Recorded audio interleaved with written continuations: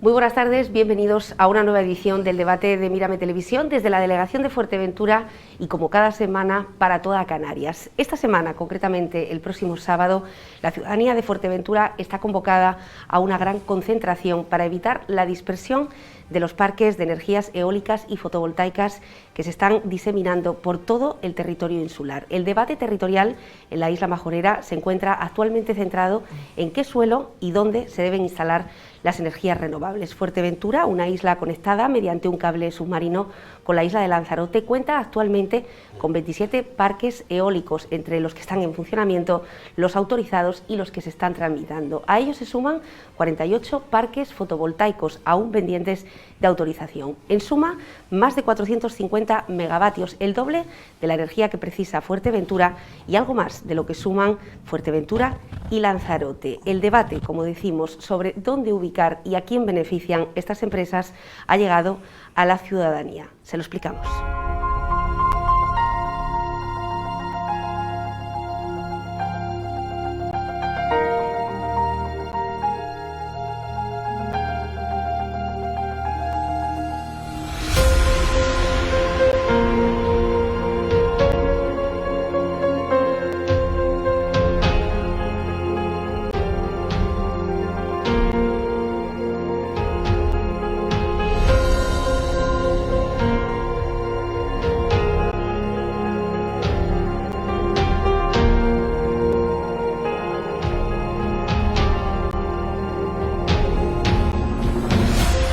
Bueno, pues ahí están los datos, unos datos que llevamos reflejando en esta casa en Mírame Televisión Canarias desde hace aproximadamente 2 años. Hemos hecho infografías, hemos recibido prácticamente a todos los colectivos y hemos alertado de lo que estaba sucediendo, como digo, hace ya 2 años. Hoy tenemos con nosotros al director general de Transición Energética majorero, además del Gobierno de Canarias, en este caso José Domingo. Bienvenido, José Domingo Fernández, gracias por estar hoy aquí. Hola, buenas tardes, ¿qué tal?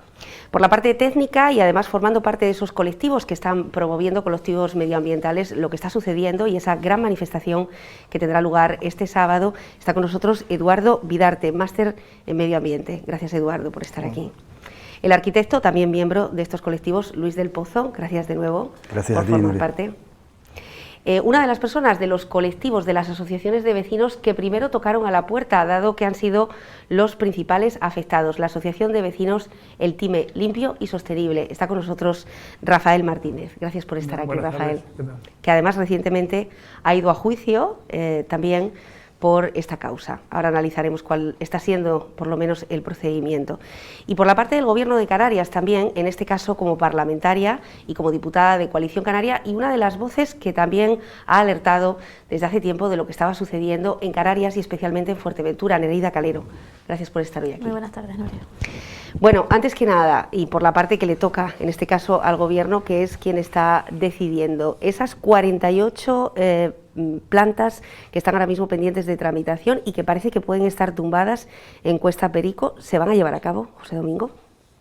Bueno, en principio, si te refieres a las instalaciones fotovoltaicas, pues las que están ahora mismo en trámite, se encuentran muchas de ellas en trámite de declaración de impacto ambiental y se están ahora mismo en ese proceso. El otro día salió una, salió desfavorable y bueno, todo depende de cómo nos vayamos a encontrar en ese proceso, pero que por parte del Gobierno vamos a ser inflexibles con la parte de medioambiental. Tendrán que cumplirla escrupulosamente para luego ir al órgano sustantivo y ver si se autoriza o no. Pero el tema ambiental es algo fundamental. Nereida, ¿cómo hemos llegado a esta situación en Fuerteventura? Bueno, yo creo que soy la diputada de Fuerteventura que más iniciativas ha presentado, pero desde la legislatura pasada, incluso gobernando Coalición Canaria, sobre este tema, advirtiendo que, quitando que fuera con la mejor voluntad del mundo, porque es verdad que el resto de diputados de la oposición pues se dedicaba a felicitar la penetración de renovables, que es verdad que fue muy importante, no lo podemos negar, ya se llegó a un 20% de penetración en muy poco tiempo. Y con la mejor de las voluntades decía, pues se legisló mal, y cuando empezamos a ver, eso fue en el 2015, empezamos a ver los efectos en 2017, nosotros mismos advertíamos comisión tras comisión, primero a nivel interno, como se suele hacer en los partidos, y luego comisión tras comisión y pleno tras pleno, advertíamos de lo que estaba sucediendo en Fuerteventura, que aunque hubiese sido con las mejores intenciones, como lo digo, los promotores lo estaban usando, como siempre hemos hablado, sobre todo con Rafa, que es con el que más contacto tengo, estaban haciendo un uso indebido y malicioso de esa legislación. Y siempre digo, mientras otros alababan la penetración, pues nosotros decíamos, oye, ¿qué está pasando esto? ¿Qué está pasando esto? ¿Qué está pasando esto? ¿Qué pasa? Que hasta que no lo ves en el territorio, pues la gente no sabe de lo que estaba hablando. Ahora es el inicio de lo que ya ha pasado, y con el inicio nos asustamos, pero es que lo que viene detrás, que también está iniciado, que también está en trámites, eso es absolutamente escandaloso y es un desastre para Fuerteventura. Si eso se llega a culminar, es el fin para Fuerteventura, no solo medioambientalmente, sino económicamente, porque primero vivimos del turismo, vivimos de nuestros paisajes, hasta las propias productoras con lo que estaban empezando a implicarse en Fuerteventura, también por los incentivos fiscales, no nos engañemos, pero ya están diciendo la cantidad de paisajes que están quedando inservibles para esas productoras. Si queremos diversificar la economía y nos llenamos la boca diciéndolo, pues estamos acabando con eso. Esto no se puede hacer de manera desordenada, entonces renovables sí, que también nos achacaban cuando empezábamos a advertirlo en el Parlamento. Nosotros pedimos la dimisión de nuestro propio consejero, era independiente, pero llegamos a pedirlo y sentábamos al de Agricultura diciéndole que se estaban instalando las gavias, que tenía que estar en zona industrial, y parece que la prioridad eran las renovables, y hasta la propia oposición, los diputados nos decían que están diciendo ustedes, están en contra. No estamos en contra, estamos diciendo que esto está pasando en Fuerteventura. Y ahora, pues, el grito en el cielo, pero como digo, esperanzados de que se pueda hacer de otra manera, esperanzados de que estamos tramitando una ley en el Parlamento con enmiendas que esperamos que nos acepten los grupos de gobierno, porque ahora también estamos en minoría, y parece ser que el consejero va a tomar un camino diferente. Solo esperamos que quede plasmado en una ley, que no sean simplemente una declaración de intenciones para que no dependa del político de turno que pase, sino que se hagan las cosas bien y sobre todo que se tome alguna medida, que es una de nuestras principales enmiendas, que una moratoria urgente de 1 año. También hasta en los propios grupos hay islas que opinan diferente, somos 8 islas, ¿no? Algunas no estaban a favor de paralizarlo ni de una moratoria, Fuerteventura lo necesita, entonces hemos afinado diciendo que se conceda una moratoria de 1 año para poder ordenar el suelo a aquellas islas, a aquellos cabildos que lo soliciten. Esperamos que nos aprueben la enmienda a los grupos del gobierno, porque si se llegan a hacer esa cantidad de proyectos que acabas de mencionar, ya no habrá nada que planificar. Tampoco se entiende que si estamos planificando, pues se sigan autorizando, ¿no? Si el propio gobierno ha iniciado ese plan de transición energética que quiere aprobar antes de final de año, no tiene ningún sentido. Si esos proyectos se hacen, ya no habrá nada que planificar, porque como dices, no al doble, estamos 4 veces más que lo que consumió Fuerteventura con las camas turísticas llenas en 2019. Que digan para qué necesitamos esa cantidad de energía. El desarrollo, cuando no es sostenible, es especulación pura y dura. Sabes que se ha publicado hace poco la conexión incluso con la isla de Gran Canaria. El proyecto que llevan escondido en la gaveta, y siempre digo que los políticos, y voy a usar una palabra majorera, somos tan sanacas que nos entretenemos peleándonos entre nosotros mientras la multinacional o el propio ministerio tiene los planes hechos para nosotros. El ministerio con las multinacionales tienen los planes hechos para Canarias, y estoy segura que el proyecto que se está planeando es el Intermacán, que es el que nos conecta con África, que nos conecta. ¿Y por qué la más afectada es Fuerteventura? Porque somos el ombligo de toda Canarias y de la conexión con África, y eso, pase el político que pase, porque es una consejería además complicada, no se entera. Me alegro que los técnicos de biodiversidad ahora estén advirtiendo del peligro y de esas golferías fraccionadas, pero todavía hay reticencias en los técnicos de industria, y lo digo y lo he dicho en el Parlamento y lo sigo diciendo aquí, y nos entretienen en lo que te digo, en debates políticos que no vienen a cuento, y que los políticos que estamos en el momento en el que estamos tenemos que actuar para evitar, sin entrar en perder otros 3 o 4 años, mientras esto se destruye, en que tú fuiste, porque fui yo, porque el otro fue, porque si no, si hacemos histórico, alcanzamos todos, el PP, el PSOE, coalición, y todo lo que hemos estado. Bueno, y es cierto, porque solamente el mes pasado, en solo un mes, se iniciaron la solicitud de hasta 5 nuevas plantas en el boletín oficial. Era, en este caso, en el municipio de La Oliva y de Tuineje. Al respecto, y como apunta Calero, esta es la postura del Gobierno, la del consejero Balbuena. Se recurre a la excepcionalidad para convertir algo en normal. Y ese no es el camino. A día de hoy, todos los parques eólicos que se han instalado tienen la declaración de interés general. Segundo punto, ningún parque eólico instalado o que se está instalando ha sido declarado de interés general por este Gobierno, ni uno solo. Y la declaración de interés general es un hecho importante, porque es el único acto discrecional que tiene la Administración para saber si hay requisitos de excepcionalidad, requisitos de interés general, como dice el propio artículo 6.bis. Pero cuando la excepcionalidad se convierte en una generalidad, es que algo se está haciendo mal. Cuando aquí cualquier promotor venía y solicitaba el interés general y se le daba el interés general, ya se le estaba dando el amparo territorial. Y cuando se le da el amparo territorial con el interés general, que insisto, este Gobierno no ha conseguido ni una sola, el resto de actos son actos reglados. Son actos que no se pueden negar. Porque la única puerta, la única herramienta que tiene el Gobierno de Canarias para poner un poco de orden en esto, sencillamente no se acudía a ese orden. Bueno, pues efectivamente parece que hay un cambio y sobre todo una preocupación por el territorio. Rafael, si nos retrotraemos al inicio de cómo empezó todo esto y termina en el último juicio, ¿el resultado para Fuerteventura? ¿Te refieres al resultado del TIME, concretamente cuando ustedes ven que se empiezan a instalar, saltándose una declaración de interés? Esto es todo como una evolución, ¿no? Al principio el desconocimiento de cuando tú ves que instalan una torre anemométrica en el TIME de unos 98 metros de altura, nos llamó la atención, entonces intentamos recabar información, esa información se nos negaba, hubo que acudir a la sede de la Consejería de Industria en Las Palmas, allí se nos facilitó, en cierto modo pues se nos dio fraccionada, nunca se nos dio el documento original. ¿Quién les negaba la información? La información tiene que estar en la página web del Gobierno de Canarias, que es una página que es una trampa, porque tú vas al link que te da de cualquier proyecto que haya y no te da la información, te dice que está fuera de uso, fuera de servicio.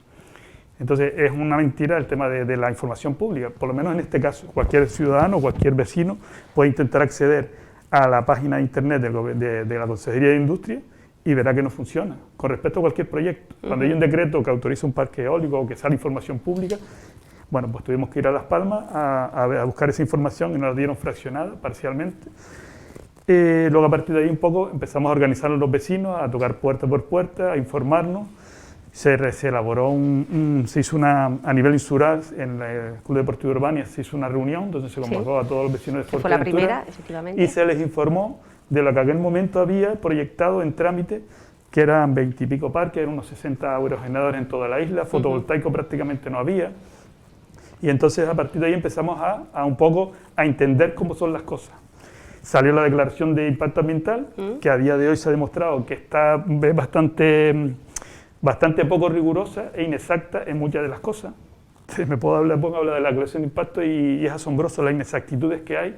Emplean datos obsoletos de avifauna del año 2008, cuando año tras año hay informes, por ejemplo, del GIRRE y de otra serie de especies que son actualizadas. Para hacer una declaración de impacto siempre tienes que utilizar la mejor información posible. Se hizo el estudio de avifauna en 5 meses, cuando tiene que ser un año. Por ejemplo, los avistamientos de GIRRE no se vio ninguno, gaviotas tampoco, las gaviotas pasan por el parque tecnológico, pero bueno, miles, entre un trayecto y otro. No se vio. Una cantidad de inexactitudes con la declaración de impacto ambiental, que es lo que posibilita que luego te den la declaración de interés general del parque para garantizar el suministro eléctrico. La declaración de interés general se aplica al artículo 6 bis de la ley de sector eléctrico, la 11.297 creo que es, y es una herramienta que es excepcional. Para ser excepcional quiere decir que se aplica de forma muy restrictiva. Aquí se ha aplicado en Canarias 55 veces y en Fuerteventura 8 veces.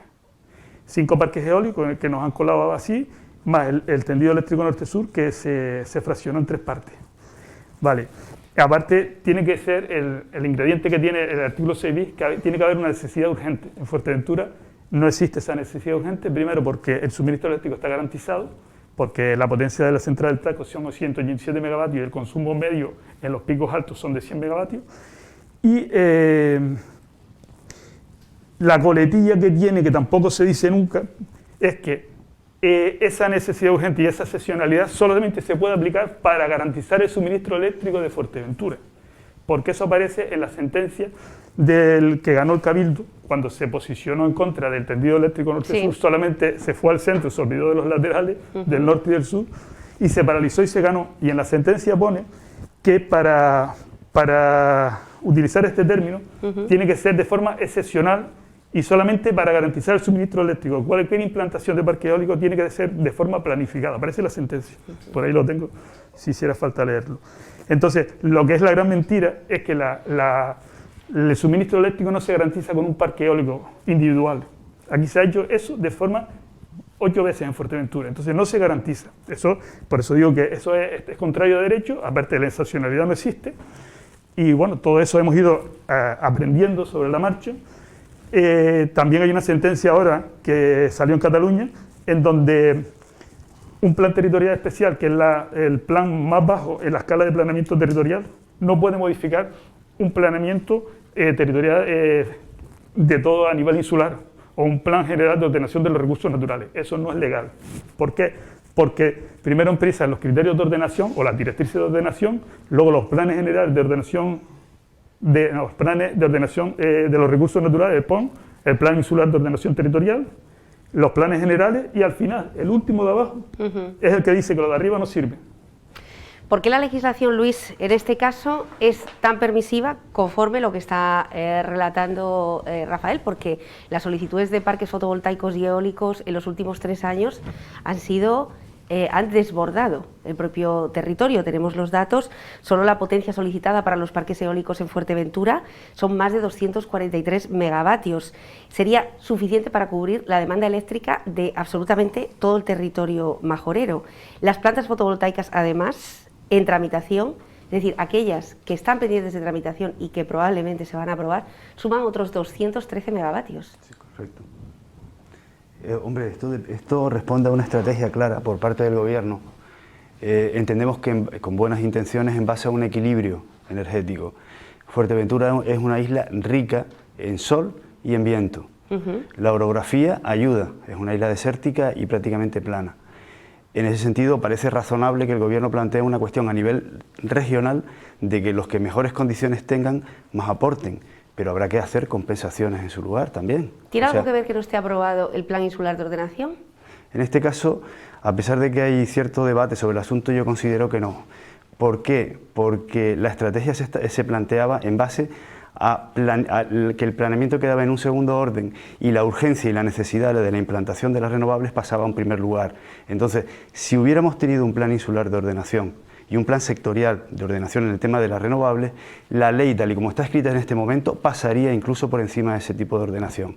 Entonces, por supuesto que deberíamos tenerlo, es una necesidad y es una obligación, es un reto que en este caso, a nivel Fuerteventura, es una de las grandes deficiencias que tenemos. Como bien dijo el director general, un plan insular de hace 20 años, eso no se lo cree nadie, absolutamente, en una sociedad moderna, avanzada y con el nivel de tecnología que tenemos en este momento. La cuestión está en que, claro, el planeamiento territorial es necesario, es fundamental y es el problema en parte, pero siempre y cuando la ley permita que se utilice el plan insular.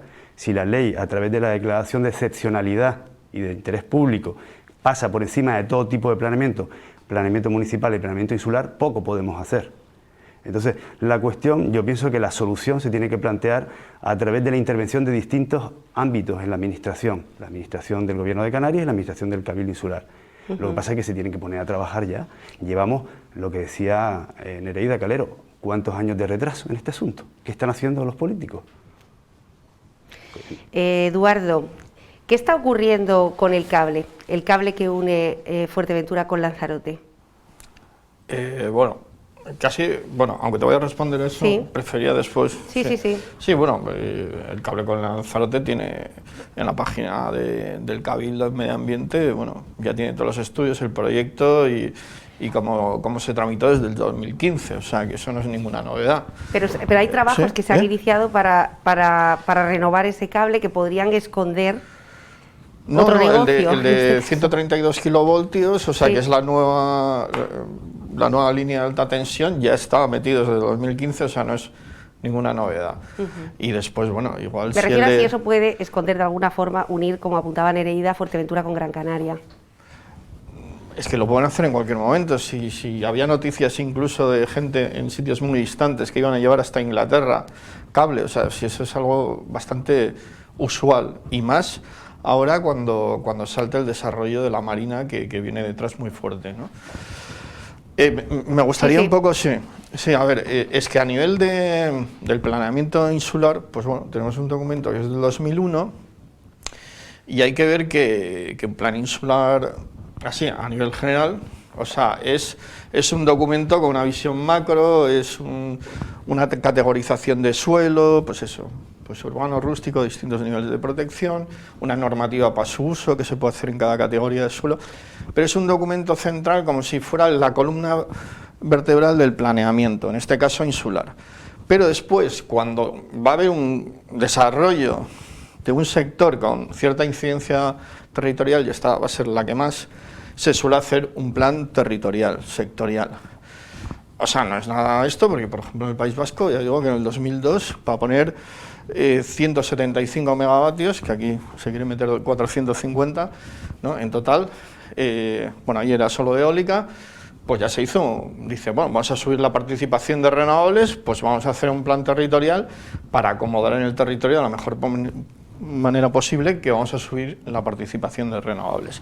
O sea, fíjate, estamos hablando del 2002.